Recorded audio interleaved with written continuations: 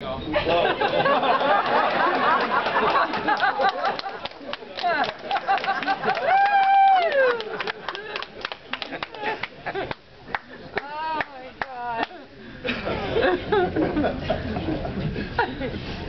think my interest here, and probably the reason I'm here, I really feel very grateful about this, is I was always very interested in the history.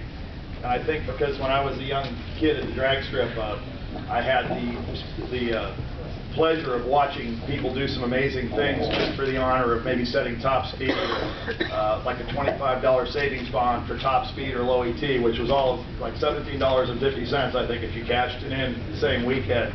And it was very important to see what people would go through just for that achievement. And it was always very important to me to get the miles per hour right and the ET right, and try to make sure that all of you got credit for what you were doing out there, because unfortunately I'd seen people injured and even killed just trying to set a record or top speed of the meter or something for pride.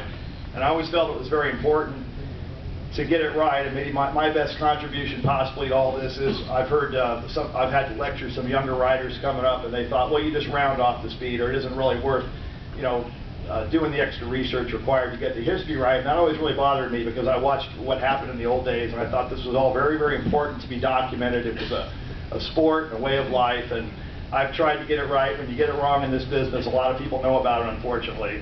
But I've tried to get it right, and I really appreciate what you guys all did, and I continue to today. I've always been very impressed. I wasn't smart enough to race a car, drive a car, so I found a niche that I thought I could operate in.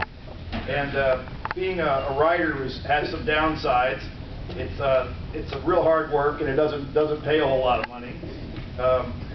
My first byline, to show you how far back we go in drag news, this was 1964, and Jerry Baltes was racing a jet car against a jet car on the cover. So this goes back a ways, 1964, and I got $5 for this, and I thought that was the greatest thing for that article. I worked on about 8 hours and got $5.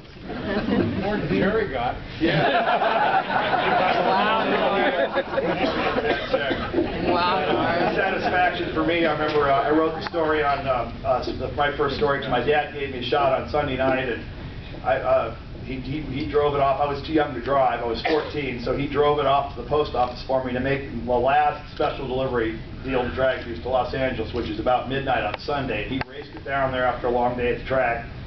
And on Tuesday, that article, this issue of Drag News, amazingly, was all over Los Angeles. You know, less than 48 hours later, printed. This is, of course, way before the internet or digital photography or anything like that. And that just blew me away. I'm still